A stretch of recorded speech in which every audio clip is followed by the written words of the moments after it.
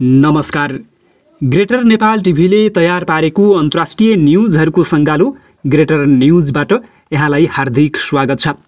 अब greater news विस्तारमा।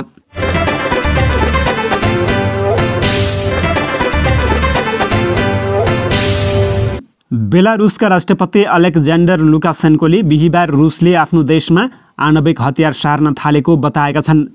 गत मार्चमा रुसी राष्ट्रपति भ्लादिमिर पुटिनले रुसको आणविक हतियार बेलारुसमा पनि तैनाथ गर्ने योजना घोषणा गरेका थिए। बिहिबार यो कुरा प्रकाशित गर्दा रुसबाट यसको आणविक सम्पत्तिको पछिल्लो आन्दोलनमा कुनै प्रतिक्रिया आएको छैन। आणविक हतियारको स्थानान्तर सुरु भएको छ, लुकासेन्कोले मस्को भ्रमणको क्रममा पत्रकारहरूसँग भनेका छन्। लुकासेन्को पुटिनका निकट सहयोगी हुन्। बेलारुसको सिमाना युक्रेन र रुससँग जोडिएको छ। युक्रेन आक्रमणका बेला रुसले बेलारुसी भूभाग प्रयोग गर्ने अनुमति दिएको छ। बेलारुसी विपक्षी नेता स्वेतलाना तिखानोभस्कायाले यो कदमले बेलारुसीहरूको जीवनलाई मात्रै नभई युक्रेन र सम्पूर्ण युरोप विरुद्धमा नयाँ खतरा सिर्जना गर्ने प्रतिक्रिया दिएका छन्। कोभिड सङ्क्रमणको विश्वव्यापी महामारी बीच उक्त प्रकोपको उद्गम पनि भएका कारण अत्यन्तै कडाइका साथ नियन्त्रणको नीति लिएको चीनले भर्खरै आवत जावतलाई खुला मात्रै गरेको छैन, आफू निस्कने र अरूलाई निम्त्याउने कामलाई बढोत्तरी दिँदैछ।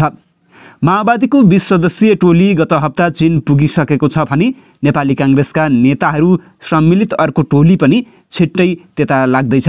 जसपा नेता राजेन्द्र श्रेष्ठ समेत आज भोलि नै जाने तर्खरमा छन्। चीनबाट यो वर्षको लागि अहिलेसम्मकै ठूलो प्रतिनिधिमण्डल काठमाडौँ आउँदैछ।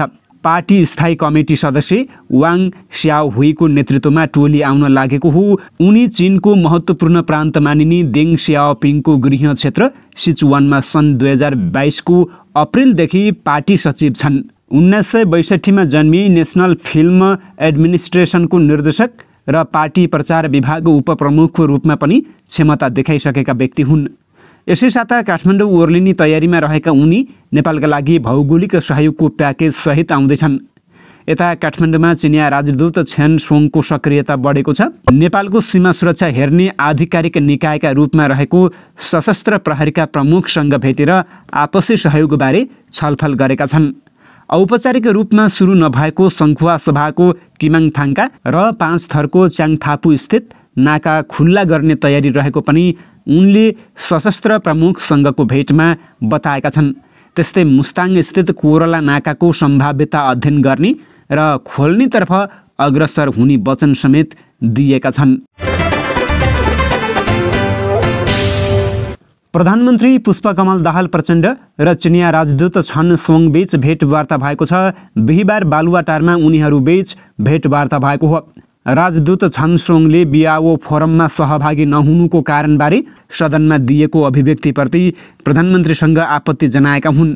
प्रधानमन्त्री प्रचण्डले गत मङ्गलबार चिनिया राजदूतकै आग्रहमा बिआओ फोरममा सहभागी नभएको अभिव्यक्ति दिएका थिए। सरकारको नीति तथा कार्यक्रमका विषयमा सांसदले उठाएको प्रश्नको जवाफ दिँदै प्रधानमन्त्री प्रचण्डले राष्ट्रिय सभा बैठकमा चिनिया राजदूतकै कारण बिआओ फोरममा सहभागी नभएको बताएका थिए।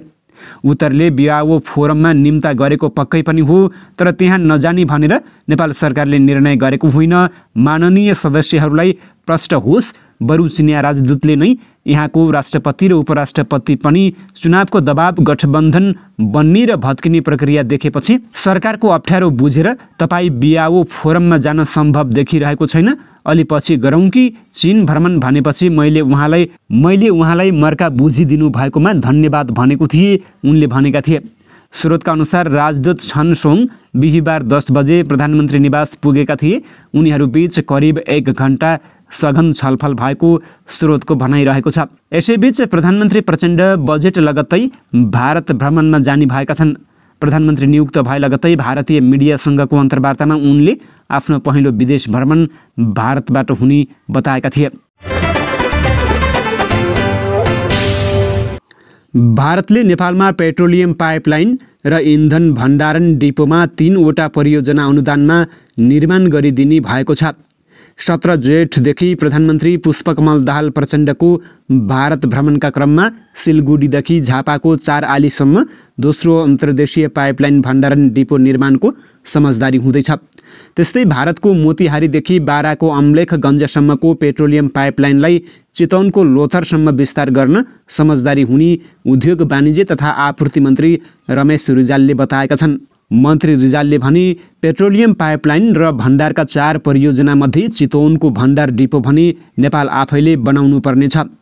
प्रधानमन्त्रीको भारत भ्रमण र समझदारीको एजेन्डाबारे तयारी गरिरहेको नेपालस्थित भारतीय दूतावास र नेपाली अधिकारीबीच पेट्रोलियम पाइपलाइन परियोजना सहित द्विपक्षीय वाणिज्य व्यापारका एजेन्डामा सहमति जुटिसकेको छ। गत 27 र 28 पुस 2076 भारतको नयाँ दिल्लीमा सम्पन्न नेपाल भारत पेट्रोलियम तथा ग्यास जोइन्ट वर्किङ समूहको पहिलो बैठकमा नेपालले सिलगुडी झापा पेट्रोलियम पाइपलाइनको सम्भाव्यता अध्ययन गर्न भारत समक्ष प्रस्ताव गरेको थियो।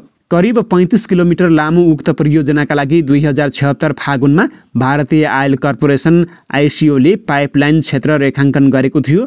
झापामा 50 देखि 60 हजार किलोमिटर क्षमताको इन्धन भण्डारण गर्न सकिने अध्ययनमा देखिएको छ। यस्तै हालको अम्लेखगञ्जसम्मको पाइपलाइनलाई विस्तार गरेर चितवनको लोथर ल्याई त्यहाँ 90 हजार किलोमिटर क्षमताको भण्डारण निर्माण गर्न सकिने अध्ययनमा देखिएको थियो। अम्लेखगञ्जदेखि लोथरसम्म 62 किलोमिटर पाइपलाइन बनाउन सकिने आइओसीले गरेको सर्भेमा देखिएको थियो। 1 वर्ष अघि नै भएको सर्भेमा पाइपलाइन निर्माणमा 28 अर्ब रुपैयाँ खर्च हुने अनुमान गरिएको थियो। दुई देशका सरकार प्रमुख बीच हुने समझदारीमा आयोजना निर्माण सम्पन्न गर्ने समय अवधि नै किटानु हुने पनि मन्त्रालयले जनाएको छ। प्रधानमन्त्रीको भारत भ्रमणमा कञ्चनपुरको दोधारा चाँदनी सुक्खा बन्दरगाह तथा एकीकृत जाँच चौकी निर्माण सम्झौता पनि हुने भएको छ।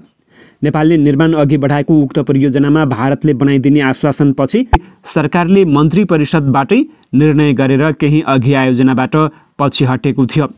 सो परियोजना औपचारिक रूपमा भारतलाई निर्माण गर्न दिन भ्रमणमा सम्झौता हुने उद्योग वाणिज्य तथा आपूर्ति मन्त्रालयले जनाएको छ। यस्तै प्रधानमन्त्रीको भ्रमणमा नेपालगञ्ज सुक्खा बन्दरगाह पनि दुई देशका प्रधानमन्त्रीले संयुक्त रूपमा उद्घाटन गर्ने भएका छन्। भारत सरकारको सहयोगमा बनेको उक्त सुक्खा बन्दरगाह बाँकेको जयसपुरमा निर्माणाधीन रहेको छ। झन्डै 15 वर्ष अगाडि बढाइएको परियोजनामा भारत सरकारले लगानी गरेको थियो। सुस्त गतिमा निर्माण भएको उक्त परियोजनाको हाल 90% काम सकिएको मन्त्रालयले जनाएको छ। साथै भारतसँग वाणिज्य व्यापार र पार वहनका विभिन्न विषयमा पनि समझदारी हुने गरी छलफल अघि बढिरहेको मन्त्रालयले जनाएको छ। भारतमा प्रधानमन्त्री नरेन्द्र मोदी विरुद्ध विपक्षी दलहरू एकजुट भएका छन्। आगामी 28 मेका दिन हुने संसद भवनको उद्घाटन प्रधानमन्त्री मोदीले गर्ने तय भएपछि विपक्षीले बहिष्कार गर्ने घोषणा गरेका हुन्। विपक्षीले संसद भवन राष्ट्रपति द्रौपदी मुर्मुको हातबाट हुनुपर्ने अडान राखेको छ। तर सत्तारूढ भारतीय जनता पार्टी भाजपाले विगतको इतिहास स्मरण गराउँदै प्रधानमन्त्रीबाट संसद भवन उद्घाटन हुने अडान लिएको छ। भाजपाका राष्ट्रिय प्रवक्ता शहजाद पुनावालेले विपक्षले पाखण्ड देखाएको आरोप लगाएका छन्। पूर्व प्रधानमन्त्री इन्दिरा गान्धीले पार्लियामेन्ट हाउस एलेक्सीको भवन र राजीव गान्धीले सन् 1987 पार्लियामेन्ट लाइब्रेरी भवनको उद्घाटन गरेका थिए। उनले स्मरण गराए। सरकारले राष्ट्रपति मुर्मुलाई पुरै व्यवस्था गरेको आरोप लगाउँदै विपक्षी दलले लोकतन्त्रको आत्मा निकालिएकाले नयाँ भवनको कुनै औचित्य नभएको आरोप लगाएका छन्। 19 दलले भवन उद्घाटन समारोह बहिष्कार गर्ने जनाएका भारतीय सञ्चार माध्यमले जनाएका छन्।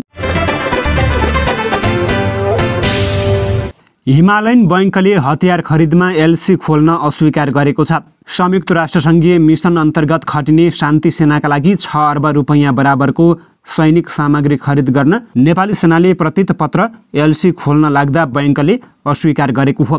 कालो सूचीमा रहेको चिनिया कम्पनीबाट सेनाले हतियार खरिद गर्न खोजेको भन्दै हिमालय बैंकले एलसी खोल्न अस्वीकार गरेको हो।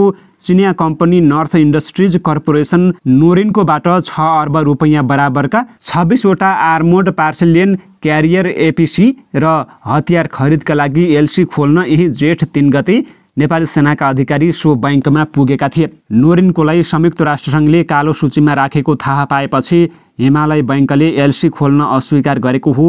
चिनिया कम्पनी नोरिनकोबाट त्यसअघि बङ्गलादेश, म्यानमार, श्रीलङ्का, थाइल्यान्ड र पाकिस्तानले खरिद गरेका हतियार कमसल भएको पुष्टि भएको थियो।